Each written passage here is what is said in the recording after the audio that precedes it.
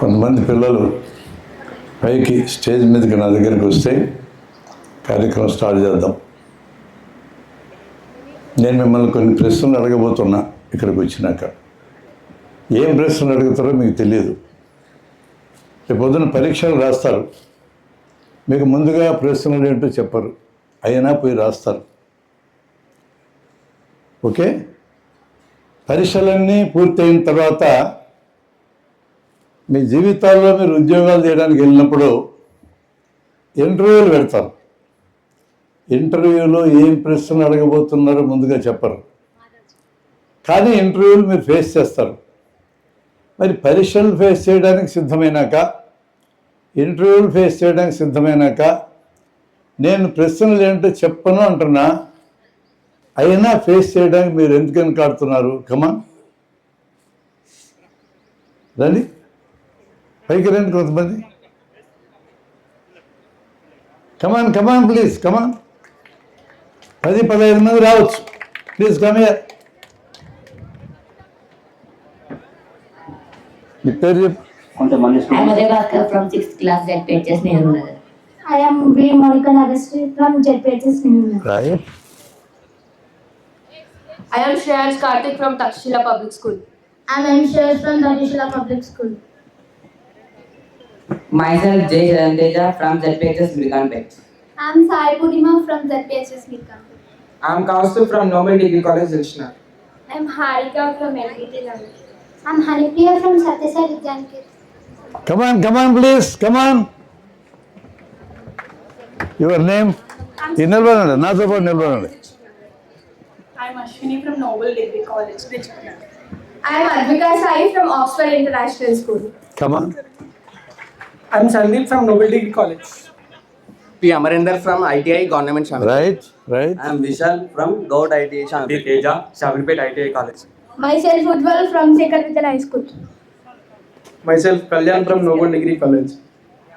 Vivekananda, NBT Nagar. I am Taman from Vijay High School. ఈ 40 నిమిషాలు మీరందరూ నాతో పాటు నిలబడబోతున్నారు. నేను కూడా నిలబడే ఉంటా. నాకంటే చిన్న వయసు వాళ్ళు నిలబడలేరా? నిలబడగలరా? నా వయసు ఎంత తెలుసా? 73. మీలా హుషారుగా ఉన్నా నేను కూడా. రైట్. మీకు కొన్ని ప్రశ్నలు ఇస్తా నేను, వాటికి ఆన్సర్స్ మీ ద్వారా రాబడతా. మీకు తెలియకపోతే వాళ్ళకు కూడా ఛాన్స్ ఉంటుంది, లేదంటే నేను చెప్తాను. కొంచెం మంచినీళ్ళు పెట్టడం, ఇక్కడ వాటర్ పెట్టండి. ఇక్కడ పైన నిలబడ్డ వాళ్ళకి అక్కడ కూర్చున్న వాళ్ళకి తేడా ఏంటి? మొదటి చేతులు ఎత్తారు, ఇక్కడికి వచ్చారు, అది తేడా. ఎప్పుడైనా జీవితంలో అవకాశాలు వస్తే ఇమ్మీడియట్గా అందిపుచ్చుకోవాలి. లేట్ చేస్తే అవకాశాలు వెళ్ళిపోతాయి. అవకాశాలు మీ ఇంటి తలుపు తడితే తలుపు తెరవాల, తలుపు మూసేసుకొని ఉండకూడదు. అందుకే ఫస్ట్ టెస్ట్లో వీళ్ళు పాస్ అయినారు. ఒకసారి బిగ్ హ్యాండ్ ఇవ్వండి వాళ్ళకి. రైట్. అసలు వీళ్ళందరూ మీ పేర్లు చెప్పమంటే ఇంగ్లీష్లో చెప్పారు ఎందుకు? తెలుగు రాదా? నాకు తెలుగే బాగొచ్చు, ఇంగ్లీష్ బాగా రాదు. నేను తెలుగులో మాట్లాడితే అర్థమవుతుందా మీకు? మీకు కూడా అర్థమవుతుందా తెలుగులో మాట్లాడితే? Thank you. మధ్య మధ్యలో ఇంగ్లీష్ మాటలు మాట్లాడతానండి, ఎందుకంటే ఆ విధంగా మాకు నేర్పించారు కాబట్టి.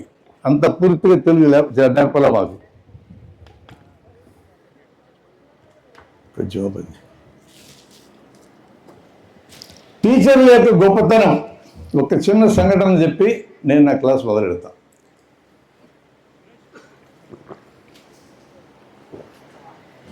నాకు తెలిసిన టీచరు రిటైర్ అయ్యి 10 ఏళ్ళు అయింది, వాళ్ళ గ్రామంలో సెటిల్ అయ్యాడు. ఆయన నాకు చెప్పిన కథ మీకు చెప్తున్నా. ఒకరోజు ఆయన చూడడానికి ఒక పెద్ద ఆఫీసర్, ఐఏఎస్ ఆఫీసర్, జిల్లా కలెక్టరు ఆయన ఇంటికి వచ్చి నమస్కారం చేసి, సార్ మీరు చదువు చెప్పారు సార్ నాకు అన్నాడు. నేను చాలామందికి చదువు చెప్పారా?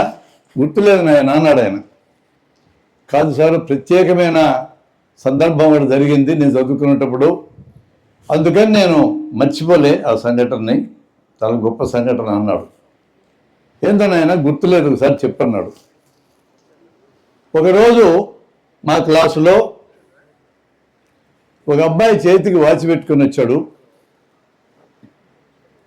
వాళ్ళ అన్న దుబాయ్లో పనిచేస్తూ వస్తూ ఒక వాచ్ తెచ్చి సరదా పడితే ఒకరోజు వాచ్ పెట్టుకోవడానికి అనుమతించి ఇచ్చాడు.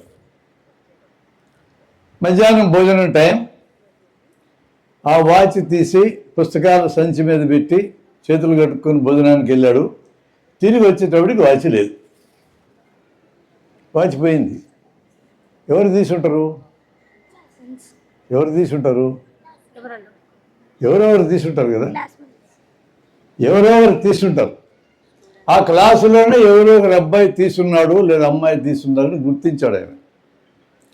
ఆయన ఏం చేశారంటే, ఇది జాగ్రత్తగా వినాలా, ఏం చేశారంటే పిల్లల యొక్క బ్యాగ్స్ అన్నీ ఒక గోడ పక్కన పెట్టించాడు వరుసగా. పిల్లలందరూ 30 మంది ఉంటే 30ని రెండో గోడ దగ్గర నిలబెట్టి గోడ వైపు ముఖం పెట్టి నిలబడమన్నాడు. ఇటువైపు నేను చెప్పేదా తిరగొద్దు అన్నాడు. ఈయన కళ్ళకి గంత కట్టుకున్నాడు, ఖర్చు కట్టుకున్నాడు. అన్ని బ్యాగులు ఎతుకుతూ పోయాడు. ఒక బ్యాగులో వాచ్ దొరికింది. ఆ వాచ్ తీసుకొని టేబుల్ దగ్గరికి వచ్చి టేబుల్ మీద ఆ వాచ్ని పెట్టి గంత తీసేశాడు. ఏ పిల్లవాడు వాచ్ దొంగతనం చేశాడో ఈ హాల్లో, అంటే ఆ స్కూల్లో ఎవరికి తెలుసు? ఒక్కరికే తెలుసు. ఎవరో ఒక్కరు? Correct, 100% correct. ఒక్కరికే తెలుసు. టీచర్కి తెలియదు, మిగతా పిల్లలకి తెలియదు, చూడలే. అంటే ఆయన డైరెక్ట్గా వెతకొచ్చు. అలా వెతికితే ఎవరి బ్యాగులో వాచ్ దొరికిందో అందరికీ తెలిసిపోతుంది. ఆ పిల్లవానికి దొంగ అని ముద్ర పడుతుంది. ఆ స్కూల్లో చదివినంత కాలం వీడు దొంగ అని అంటుంటారు. ఆ తర్వాత అతను నిజంగా దొంగ అని కూడా ఆశ్చర్యపోనక్కర్లేదు. పిల్లలు ఎవరికి తెలియకూడదని పిల్లల్ని గోడవైపు తిప్పాడు. తనకి కూడా తెలియకూడదని తను కళ్ళకు గంట పెట్టుకొని ఎత్తాడు. ఆ వాచి ఇదేనా అని వాచి పోయిందన్న పిల్లవానికి పిలిచి అడిగి నాదే సార్ అన్నాడు. అతనికి ఇస్తూ ఒక జాగ్రత్త చెప్పాడు. ఖరీదైన వస్తువులు స్కూల్కి తీసుకురావద్దు, ఒకవేళ తీసుకొస్తే నీ జేబులోనే పెట్టుకో, బయట పెట్టొద్దు అని చెప్పి ఇక మీరు క్లాస్కి హాజరుగానే చెప్పాడు. ఏంది టీచర్ గొప్పతనం? నువ్వు చెప్పు. టీచర్ గొప్పతనం ఏంటి? అతను దొంగ అని ముద్ర పడకుండా చేస్తున్నారు. ఓ గట్టిగా చెప్పు, ఏం కాదు. మీతో మాట్లాడించడానికి నేను పిలిచింది. ఎవరమ్మా, ఏందా టీచర్ గొప్పతనం చెప్పు. మైక్ తీసుకో. దొంగని ఆ పిల్లవాని మీద ముద్ర పడకూడదు అనే ఉద్దేశంతో ఎందుకు దొంగతనం చేసి ఉంటారు? సరదాగా చేసి ఉండొచ్చు. ఓ సరదాగా చేసిన పని ఫైనల్గా దొంగని ముద్ర పెడితే జీవితానికే ప్రమాదం. అట్లా ముద్ర పడకూడదు అనే ఉద్దేశంతో ఆ విధంగా చేశాడు. టీచర్ గ్రేటా కదా? గ్రేటా కదా? అవి సే టీచర్ పాఠంలాగా చెప్పకుండా తన ప్రవర్తన ద్వారానే ఒక అద్భుతాన్ని పిల్లలకి ఆవిష్కరించాడు. That is the greatness of a teacher. Teacher గొప్పతనం మనకు అర్థం కావాలి, ఏది నేర్చుకోవాలన్నా. ఇప్పుడు ఒక 30 నిమిషాలు నేను టీచర్ అవతారం ఎత్తుతున్నా. మీరు జాగ్రత్తగా వింటే నా నుంచి మీకు అందుతుంది. వినలేదనుకో అందదు. అది చెప్తానికే నేను ఈ కథతో స్టార్ట్ చేస్తున్నా. చిన్న story, the story of human beings. ఒక 2 నిమిషాలతో స్టార్ట్ చేసి నేను సైన్స్కి కావాల్సిన ప్రిల్యూడ్ అది. దాదాపు 3 లక్షల ఏళ్ల క్రితం ఆఫ్రికాలోని ఉత్తమ పశ్చిమ ప్రాంతంలో ఉన్న మొరాకో అనే ప్రాంతంలో హోమోసెపియన్స్ జాతి మొదలైంది. అంటే మనం. వాళ్ళు తర్వాత ఖండమంతా వ్యాపించారు. ఆ వ్యాపించిన వాళ్ళ పిల్లలు దాదాపు ఇప్పుడు లేరు.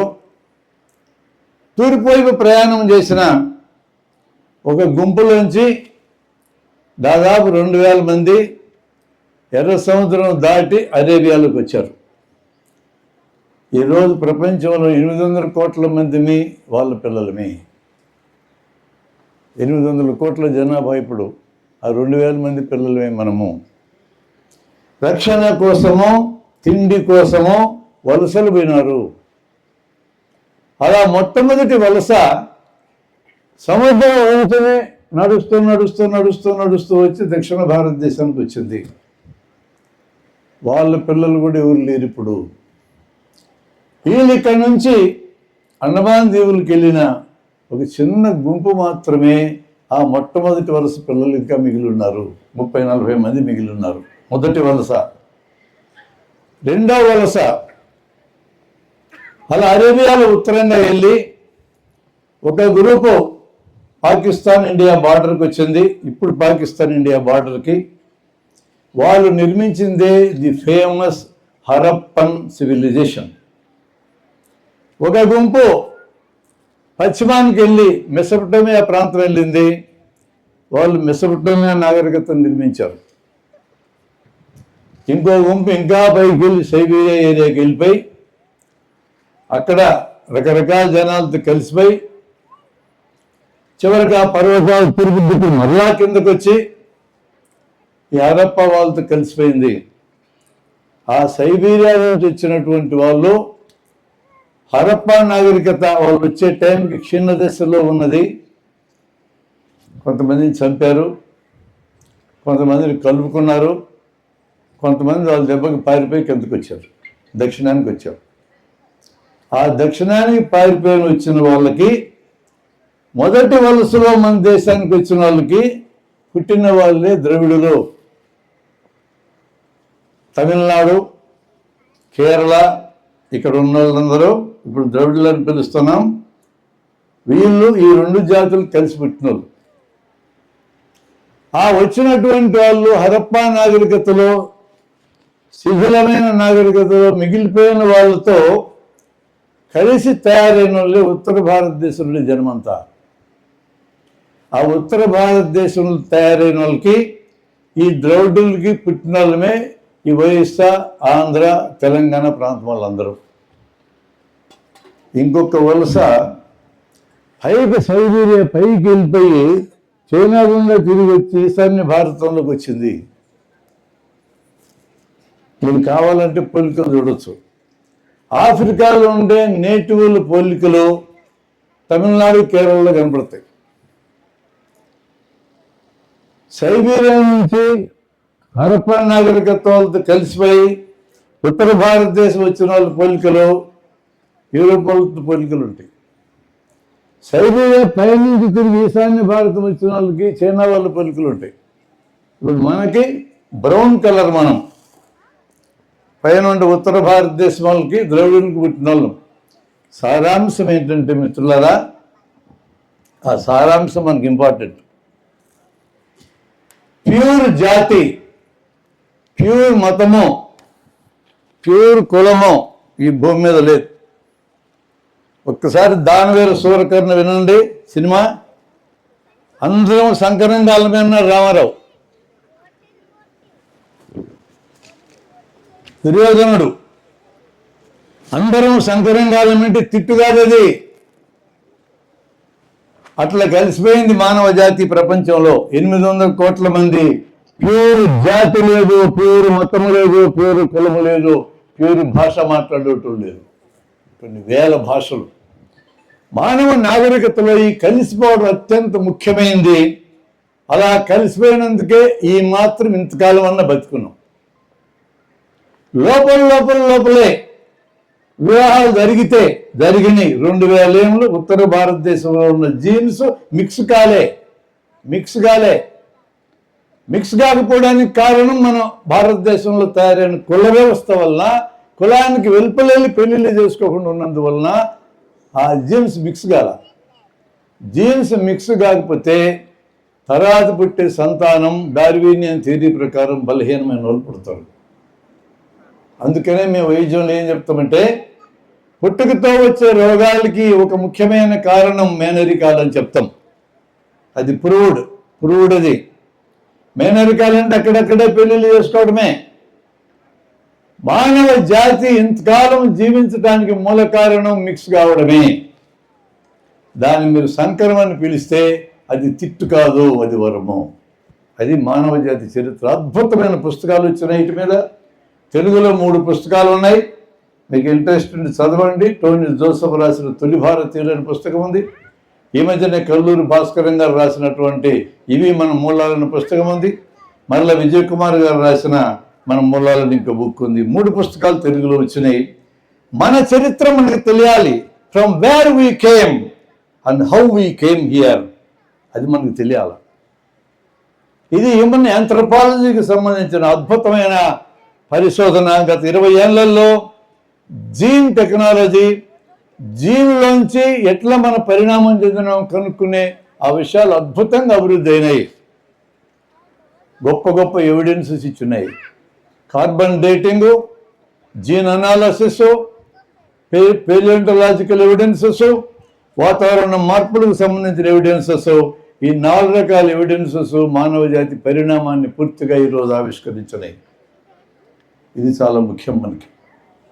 నేను ఇప్పుడు మీకు ఒక చిన్న మీకు తెలిసిన నేరేషన్ చెప్తా. ఈ మానవ జాతి పరిణామ క్రమంలో వాళ్ళు ఎలా నేర్చుకున్నారు, ఇది ఇంపార్టెంట్. నేర్చుకోవడానికి 3 మార్గాలు ఉన్నాయి. ఎవరు ఏది నేర్చుకోవాలన్నా 3 మార్గాలు. ఒకటి ప్రత్యక్షంగా ఇంద్రియాల ద్వారా నేర్చుకోవాలి. కొంతమందికి ఇన్ఫర్మేషన్ ఉంటే మిగతాది ఊహించి నేర్చుకోవాలి.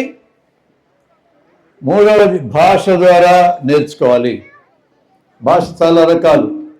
సైగల భాష, శబ్దాల భాష, కంప్యూటర్ భాష, మనం ఇప్పుడు చూసే భాష, అందులో రాసే భాష, మాట్లాడే భాష, ఇన్ని రకాలు ఉంటుంది భాష రూపాలు. 3 రకాలుగా నేను నేర్చుకోగలం. 4వ పద్ధతే లేదు. తొలి మానవుడు మొదట వాడింది ఊహని వాడాడు. ఆకలైనప్పుడు ఎదురుగా దొరికిన కాయలు తిన్నాడు. ఇది తింటే మన ఆకలి తీరుతుందని ఊహించి తిన్నాడు. ఆకలి తీరింది, ఇది తినడానికి పనికొస్తాను నిర్ణయించుకున్నాడు. ఆ తర్వాత తరాలుగా ఇన్ఫర్మేషన్ అందించాడు. ఒకడు తిన్నాడు, ఆ కాయ తిని చచ్చాడు. వాడేం నేర్పించాడు మనకి? ఈ కాయ తింటే సస్తమని నేర్పించాడు. చచ్చిపోయినాడు, పోయాడు. వాడెవడో మనకు తెలియదు, కానీ వాడు మనకి ఎంతో సాయం చేశాడు. ఏందా సాయం? ఈ కాయ తింటే సస్తామని మనకు నేర్పించిపోయాడు. కాబట్టి మన పూర్వీకులు మరణించిన వాళ్ళు కానీ జీవించిన వాళ్ళు కానీ మనకి ఎంతో సహాయం చేసినారు. మనం మర్చిపోకూడదు. ఈ దేశంలో ఉన్న కోటాను కోట్ల రైతులు ధాన్యం పండించి మనకి తిండి పెడుతున్నారు. వాళ్ళ పేర్లు చెప్పంటే ఒకరు చెప్పలేం. ఒక్కొక్క మనిషికి విలువ లేదని మీకు అనిపిస్తుంది, కానీ వాళ్ళ యొక్క కలెక్టివ్ యాక్టివిటీ వల్లనే మనం ఈరోజు బతుకున్నాం.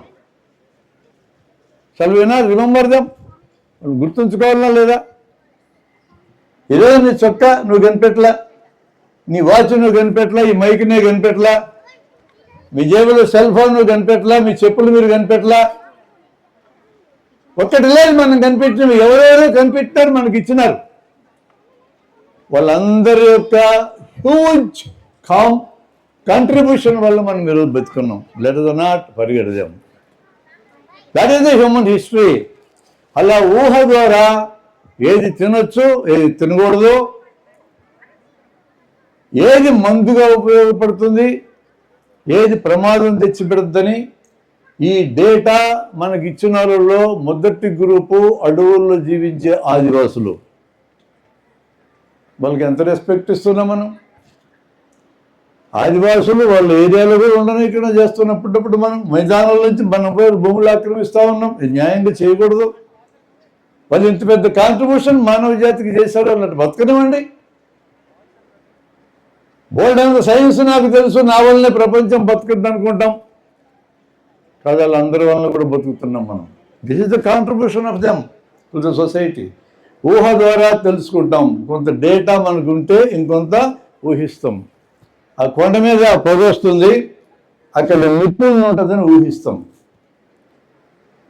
ఒక గంట తర్వాత నేను బస్ స్టాండ్కి వెళ్తే, కర్నూలు వెళ్ళే బస్సు ఉంటుంది అక్కడ. ఎవరైనా అడుగుతారు ఎక్కడికి పోతున్నావు అంటే కర్నూలు పోతున్నా అంట. ఎన్ని గంటలు కర్నూలు చేరుతానని అడుగుతారు. 1 గంటకి బస్సు ఎక్కితే ప్లస్ 4 గంటలు 5 గంటలకు చేరుతానని చెప్తా. ఎవడన్నా గట్టిగా 5 గంటలు కరెక్ట్గా కర్నూలు ఉంటావు అని అడిగితే ఏం చెప్తా? చెప్పగలనా చెప్పలేనా? చెప్పలేను. అంటే ఊహ ద్వారా మనిషి ఏం కనిపెట్టినా ఫైనల్గా ప్రత్యక్షంలోకి వస్తేనే అది సరైనదో కాదో తెలుస్తుంది. ఇది నేర్చుకున్నదంటే ఒక మెథడ్. ఇక రెండోది ప్రత్యక్షమైన మెథడ్ మీకు తెలుసు. ప్రత్యక్షమైన మెథడ్ అంటే ఇంద్రియాల ద్వారా తెలుసుకోవడం. ఇంద్రియాల పేరు ఏంటి? ఒకటి చెప్పు. ఒక కన్ను, ఒకటి, ఇంకోటి ముక్కు. ముక్కు దేనికి?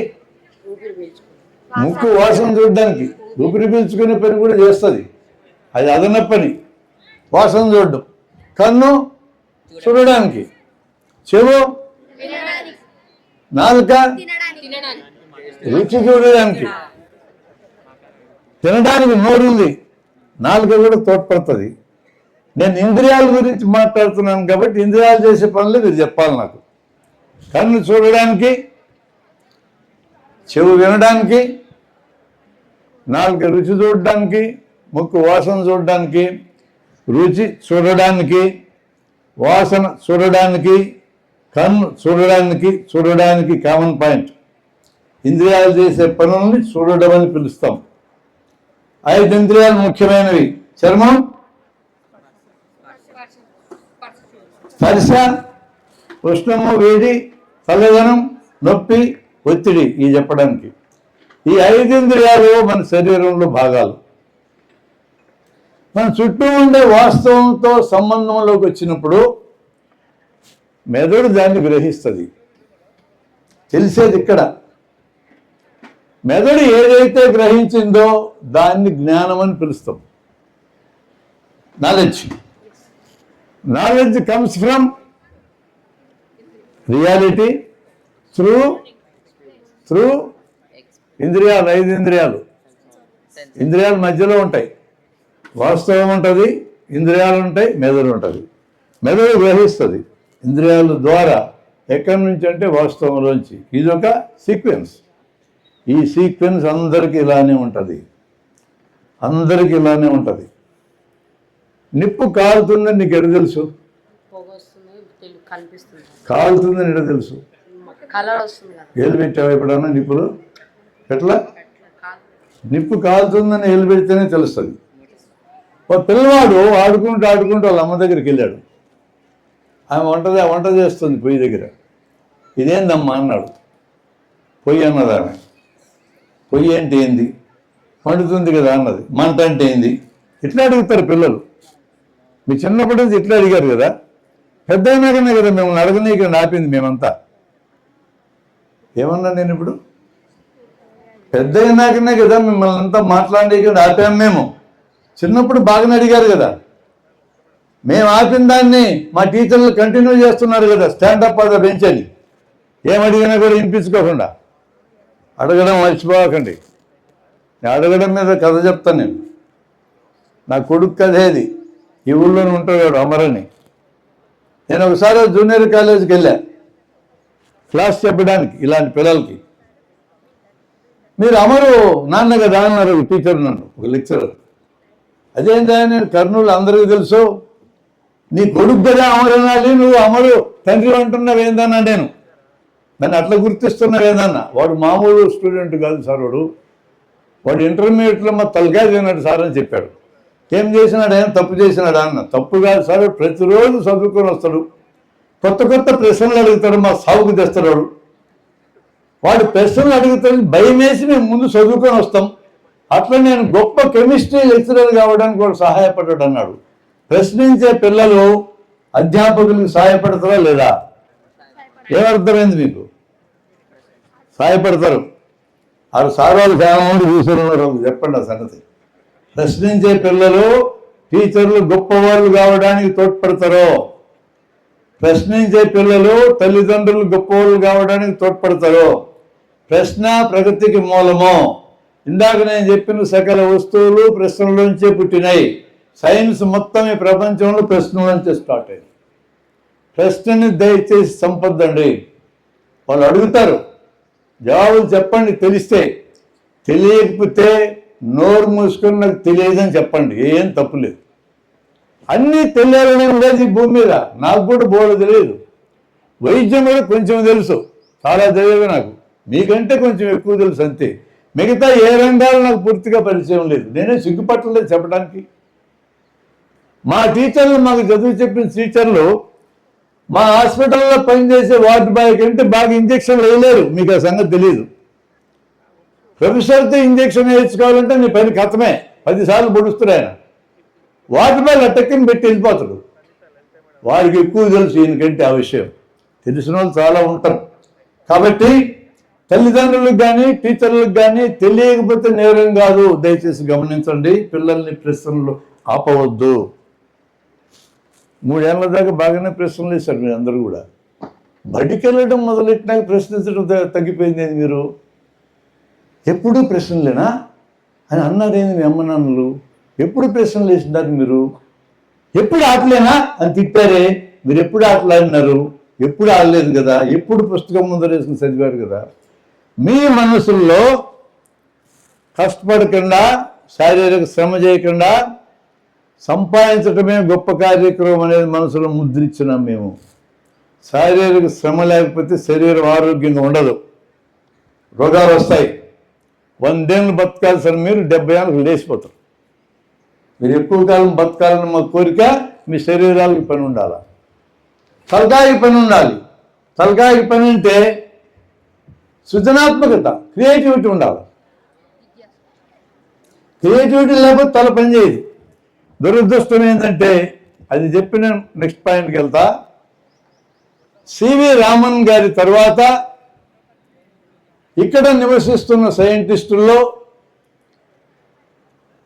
సైన్సెస్లో ఇంకెవ్వరికీ నోబెల్ ప్రైజ్ రాలే. అవునా?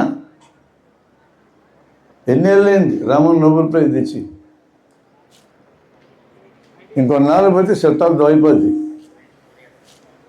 Why this is happening? దానికంతా కారణం మేము, మాతో ఉన్న మా టీచర్లు, మాతో పాటు ఉన్న టీచర్లు. కారణం ఏంటంటే మేము ప్రశ్నని మొదలుపెట్టాం. మిమ్మల్ని ప్రశ్నించనీడ. ఇంత పెద్ద విద్యార్థుల లోకం ఉన్నటువంటి దేశం ఏది లేదు. ఈ విద్యార్థుల లోకం సృజనాత్మకంగా ఎదగడానికి మేము తోడ్పడాలా. ఓకే. ఇక 3rd పాయింట్, భాష ద్వారా నేర్చుకోవడం. నేను క్వశ్చన్ ఇస్తా.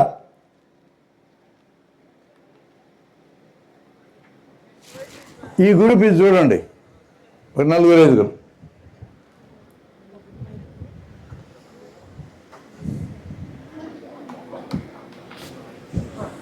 మీరు 4-5 కలిసి మాట్లాడుకోవచ్చు దాని మీద.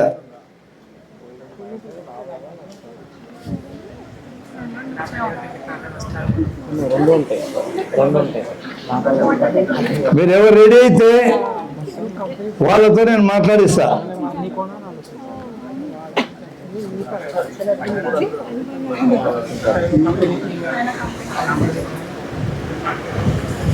ఒక 5 ప్రశ్నలు మీకు ఇచ్చా.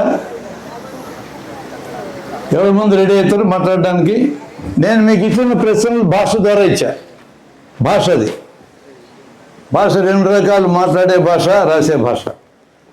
మనకి ఎక్కువ సమాచారం భాష ద్వారా వస్తుంది. భాష ద్వారా ఏ సమాచారం వచ్చినా ప్లీజ్ రిమెంబర్, ఫైనల్గా ప్రత్యక్షంలోకి రావాలి, నిరూపణకు నిలబడాలి. అప్పటిదాకా భాష ద్వారా చెప్పింది ఫైనల్ అనుకోవడానికి వీలు లేదు. నువ్వురా, ఈ ప్రశ్న చెప్తురా. నీ ప్రశ్న చెప్పి నీకేం తెలుసో చెప్పు. నువ్వు మాట్లాడుతుండు, మైక్ తీసుకో. టానిక్లు తాగితే బలం వస్తుందా?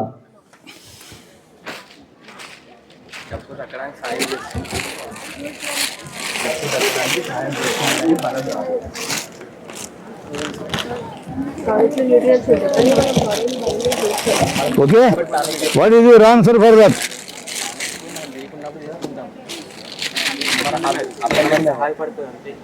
తాగితే టానిక్ సహాయపడుతుంది కానీ టానిక్లు తాగితే బలం వస్తుందని ఇచ్చే ప్రశ్న. అవును సార్, వస్తుందా రాదా? బలం అయితే రాదు సార్, కానీ ఆ జబ్బుని అయితే తగ్గిస్తుంది సార్. జబ్బులు తగ్గిస్తుంది. టానిక్ తాగితే జబ్బులు తగ్గిస్తుంది, బలం రాదన్నాడు. నా దగ్గర టానిక్ ఉంది, దీని పేరు బేయర్స్ టానిక్. బేయర్ అనే కంపెనీ తయారు చేసిన టానిక్ ఇది, బేయర్స్ టానిక్. బేయర్ అనే కంపెనీ, నువ్వు కూర్చో అటుండు. రెండవ ప్రపంచ యుద్ధ కాలంలో యూదులను చంపడానికి గ్యాస్ ఛాంబర్స్ హిట్లర్ తయారు చేశాడు. ఆ ఛాంబర్స్ గ్యాస్ సప్లై చేసిన కంపెనీ ఇది. ఇప్పుడు గ్యాస్ ఎవరు వాడడంలా, అందుకని పురుగు మందులు చేస్తున్నారు వీళ్ళు, అప్పుడప్పుడు మనుషులకు మందులు చేస్తున్నారు. ఈ బేయర్స్ టానిక్ 250 ml, 250 ml. ఇంక మీరు డిస్కస్ చేయొద్దు, హలో, మీరు మాట్లాడే ఛాన్స్ వస్తుంది. ఈ బేయర్స్ టానిక్ 250 ml, దీని ఖరీదు 113 2019లో. ఇప్పుడు ఇది 135. ఇందులో ఏముంటుందో చెప్తాను నేను. డాక్టర్లు టానిక్లు రాస్తారు, పొద్దున్న 3 మూతలు, మధ్యాహ్నం 3 మూతలు, రాత్రి 3 మూతలు తాగమని చెప్తా ఉంటారు. అంతంత తాగితే బాటిల్ అయిపోద్ది కదా సార్, అంటే అయిపోవాలనే కదా చెప్పిన మళ్ళీ కొనుక్కుంటారు.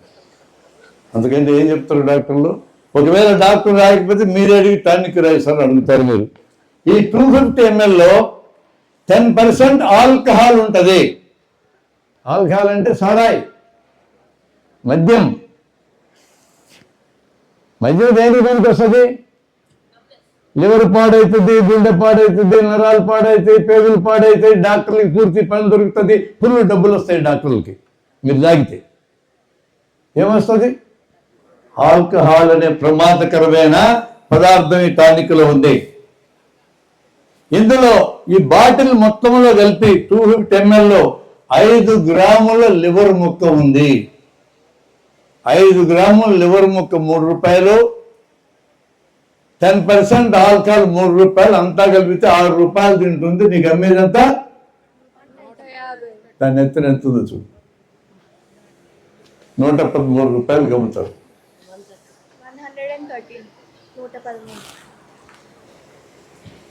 ఏ టానిక్ చూసినా ఏమున్నది? గర్వకారణం. ప్రతి టానిక్ సమస్తం దోపిడీ, పరాయమత్వం, దోపిడీ. టానిక్ తాగితే బలం వస్తుంది, మీకు కాదు, మందుల కంపెనీకి. బలము రాదు, ఆరోగ్యము రాదు, రోగాలు వస్తాయి టానిక్లు తాగితే. కనీసం ఈ గ్రూప్ ఆఫ్ పీపుల్ ఇక ముందు టానిక్ తాగకూడదు నిర్ణయం తీసుకుంటే ఈ దేశానికి 20,000 కోట్లు మిగులుతాయి ఏడాదికి. నేను డాక్టర్గా నేను చెప్తున్నా, పరమ దండగమారిన మందుల్లో టానిక్ ఒకటి. ఓకే, నీ క్వశ్చన్ ఏంటి? పప్పు తింటే చీమ పడుతుందా? పడుతుందా? పడదు. ఎట్లా తెలుసు మీకు? పప్పు తింటే చీమ పట్టుకుంటున్నాడు అని ఎట్లా తెలుసు అని అడుగుతున్నా. ఇది భాష, భాషలో కాదు. ఈ నమ్మకం ఎట్టొచ్చిన మనిషి కంటే పప్పు పచ్చగా ఉంటుంది, చీమ పచ్చగా ఉంటుంది. కాబట్టి మనం పప్పు తింటే ఇట్లా చీమ బయటకు వస్తుంది పొట్టులో ఉంటుంది నమ్మకం వచ్చింది. పప్పులో మాంసకృతులు ఉంటాయి. ఎప్పుడైనా గాయమైతే మానాలి అంటే ఖచ్చితంగా మాంసకృతులు ఉండాలి. దాని ద్వారా కొలాజిన్ అనే పదార్థం తయారు కావాలి. మానడానికి ఉపయోగపడేది కొలాజిన్. ఆపరేషన్లు అయిన తర్వాత మాంసం తిను, చికెన్ తిను, కోడిగుడ్డు తినంటే ఎవడు మా మాట వినడు. కనీసం పప్పు తినని చెప్తాం. ఏం చేస్తారు మా పేషెంట్లు? పెద్ద గిన్నెకి నీళ్లు పోసి దాంట్లో కాస్త ఉప్పు కారం వేసి ఇన్ని పప్పు గింజలు వేసి పప్పు చారు తయారు చేసి తిన్నాం సార్ అంటారు. పప్పు చారు, ఇన్ని గింజలు, ఎట్లా గాయాలు మానుతాయి? కాబట్టి గాయాలు మానాలంటే పప్పు తినాలా?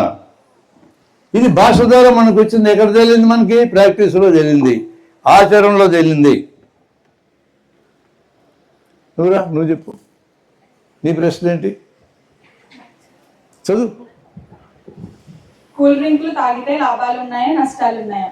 రెండు లాభాలు చెప్పు, నువ్వు నష్టాలు నేను చెప్తాను. కంపెనీ వాళ్ళకి సేల్ అవుతాయి కాబట్టి వాళ్ళకి మనీ వస్తుంది, సో అట్లా వాళ్ళకి లాభం ఉంటుంది.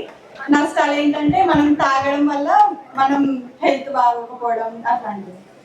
కూల్ డ్రింక్ కంపెనీలు ఎంతమంది పెట్టారు? కోకా-కోలా, పెప్సీ-కోలా, 2 కంపెనీలు మన దేశంలో ఉండేది. ఇద్దరు లాభాల కోసం పనిచేద్దామా, 140 కోట్ల మంది కోసం పనిచేద్దామా? ఏది కరెక్టు? 140 కోట్ల మందికి మనం ఆలోచించాలంటే కూల్ డ్రింకులు తాగకూడదు. కానీ మన మహేష్ బాబు ఏం చెప్తాడు? 5 అంతస్తులు బిల్డింగ్ ఎక్కి దిగుతాడు ఆయన. ఏం కాదు ఆయనకి, ఇట్లా పట్టుకున్నాడు థమ్స్అప్ని. ఆయన అట్లా నటించినందుకు 4 కోట్లు ఇస్తారు. మీకేమిస్తారు? చిప్ప. ఏమిస్తారు మీకు? 15 రూపాయలు పోతాయి ఒక బాటిల్ తాగితే. ఇందులో యాసిడ్స్ ఉంటాయి, యాసిడ్స్.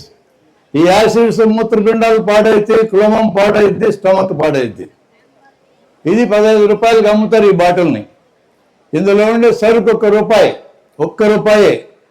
మిగతాదంతా యాసిడ్స్, నీళ్ళే. షుగర్స్ ఉంటాయి దీంట్లో. మన ఇంటికి ఎవరైనా గెస్ట్లు వస్తే కూల్ డ్రింక్ బాటిల్స్ 2 లీటర్ల బాటిల్స్ తీసి తాగుతూ ఉంటాం. ఇదివరకు మజ్జిగ ఇచ్చేటోళ్ళం, పోయిందా కాలం. మంచినీళ్ళు ఇవ్వండి చాలు. కూల్ డ్రింకులు డిపార్ట్మెంటల్ స్టోర్లో బండికి వేసుకొని తెస్తాం, ఇంత లావి. మేము 1000 మంది పిల్లలు ఉండే స్కూల్కి వెళ్ళి కూల్ డ్రింకుల గురించి మాట్లాడితే అందరూ తాగుతామంటారు మొదట్లో. వీటి వలన ఆరోగ్యం పాడవుతుంది, డబ్బులు పాడవుతాయి, దేశానికి నేషనల్ వేస్ట్. ఈ కంపెనీలు మన దేశాన్ని కాదు. నా ప్రియమైన దేశభక్తులరా, మన రైతులు తయారు చేసే టెంకాయ నీళ్ళు తాగండి, మజ్జిగ తాగండి, పాలు తాగండి, నన్నారి తాగండి, రైతులకు ఉపయోగపడుతుంది. ఇది తాగితే అమెరికాలో ఉండే కోకా-కోలా, పెప్సీ-కోలా బాగైతే చెప్తే 2 నిమిషాల్లో చెప్తే 1000 మంది పిల్లలు కూల్ డ్రింకులు తాగుతారా అని అంటే నేను అడుగుతున్నా మిమ్మల్ని, కూల్ డ్రింకులు తాగుతారా, మానేస్తారా? మానేస్తాం. పనికి మాలేదు ఇది. 1000 మంది పిల్లలకి 5 నిమిషాలు చెప్పగలం మనం. ఇది ఎవరైనా చెప్పగలరు. వాళ్ళ అమ్మ నాన్నలు 2000 మంది. ఒక అమ్మను నాన్నని మీకు పట్టిస్తా, ఒక రోజు టైం ఇస్తా, కూల్ డ్రింకులు కొనకుండా దాపించండి చూద్దాం. మీకు చేతనైదేమో. నువ్వెవడు చెప్పడానికి? మా డబ్బులు మేము కొనుక్కుంటాం. డిపార్ట్మెంటల్ స్టోర్ నువ్వు డబ్బులు ఇస్తున్నావు కొనడానికి, ఇట్లా మాట్లాడతారు. అందుకనే మా టార్గెట్ పిల్లలే. వాళ్ళకి నేర్పిస్తే దేశం బాగుపడుతుంది. మిత్రులారా, చిన్న అవకాశమే నేను తీసుకున్నా, ఆలోచించమని చెప్తున్నా. ఇట్లాంటిది ఇంకొకరు నేను మనవి చేసి వెళ్తా. ఇంకొక ప్రశ్న ఎవరిదమ్మా? ఒక్కసారి చూడు, ఏముంది మీ దగ్గర? కొన్ని ఆసుపత్రులలో రోగులకు తల కింద బైబిల్ పెడతారు. కొన్ని ఆసుపత్రుల్లో రోగులకి తల కింద బైబిల్ పెడతారు, రోగాలు పోతాయని. మా హాస్పిటల్లో పెట్టారు అట్లా. తలకాయ కింద బైబిల్ పెట్టినా, భగవద్గీత పెట్టినా, ఖురాన్ పెట్టినా రోగాలు ఏం పోవు. వాళ్ళు లావుగా పుస్తకం అంటే దిండులా పనికి వస్తుంది. అది వేరే చోట చదువుకోవాలా, పేషెంట్లు కాదు చదువుకోవాల్సింది. అది ఒక నమ్మకం. ఆ నమ్మకం పనిచేయదు అని చెప్పడానికి ఇది ఇచ్చాను నేను. భాష ద్వారా వచ్చింది ఇది కూడా. ఇంకెవరి దగ్గర ఉంది నా కాగితాలు? రైలు బండి రైలు పట్టాల మీద కింద పడకుండా ఎలా పోతుంది? ఇదొక్కటి నేను జవాబు చెప్పను. ఎందుకని? నువ్వు చెప్పు, నీకు ఎంత వచ్చి చూద్దాం. ఈ ఎగ్జాంపుల్ చెప్పు. రైలు బండి రైలు పట్టాల మీద జారి కింద పడకుండా ఎలా పోతుంది? నీ ఎగ్జాంపుల్ ఏంటి? అది వినపట్టాడు చెప్పాలి. దగ్గర పెట్టుకో. వాళ్ళకి వినపడాలా, వాళ్ళకి అర్థం కావాలా నువ్వు చెప్పేది. రైలు బండి 2 పట్టాల మీద వెళ్తుంది, ఇట్ స్టేట్స్ అంతర్గత సపోర్ట్ తో వెళ్తుంది. నా లైఫ్ లో అది ఎలా ఎగ్జాంపుల్ అంటే యాజ్ అ స్టడీస్, స్పోర్ట్స్. రైలు బండి రెండింటిని ఎట్లా మేనేజ్ చేసుకుంటూ వెళ్తారో నేను కూడా అలా స్టడీస్ లో, స్పోర్ట్స్ గా అలా. ఓకే, నువ్వు దాన్ని స్ఫూర్తిగా తీసుకొని చెప్తున్నా. ఓకే, నేను ఫిజిక్స్ అడుగుతున్నా, ఎట్లా పోతుంది కింద పడకుండా? ఏముంటాయి?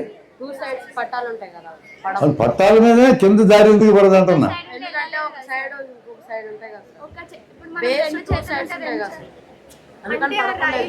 దానికి 7 ఆన్సర్లు ఉన్నాయి. నేను చెప్పానంటే మీకు ఇంట్రెస్ట్ పోతుంది. మీరు మీ ఊళ్ళో రైలు స్టేషన్కి వెళ్ళండి, పట్టాలని చక్రాలని దూరం నుంచి చూడండి. బండి వేటప్పుడు జారి కింద పడకుండా ఎలా పోతుందో మీకు అర్థమవుతుంది. అబ్జర్వేషన్ చాలా ఇంపార్టెంట్ లైఫ్లో.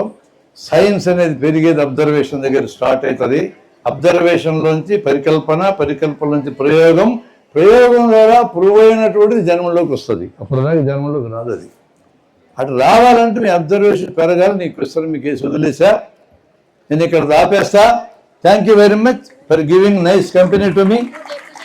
మీ అందరూ నాకు కంపెనీ ఇచ్చిన థ్యాంక్స్. Thank you. ఎస్, మీరు పోయి కూర్చోండి మీ సీట్లలో. Thank you so much, sir. A big round of applause again for Dr. Venamudi Okay, Brahmareddy see garu, you. one of the founders of JVV Jana Vijnana Vedika. Thank you so much, sir. That was an insightful and interactive session.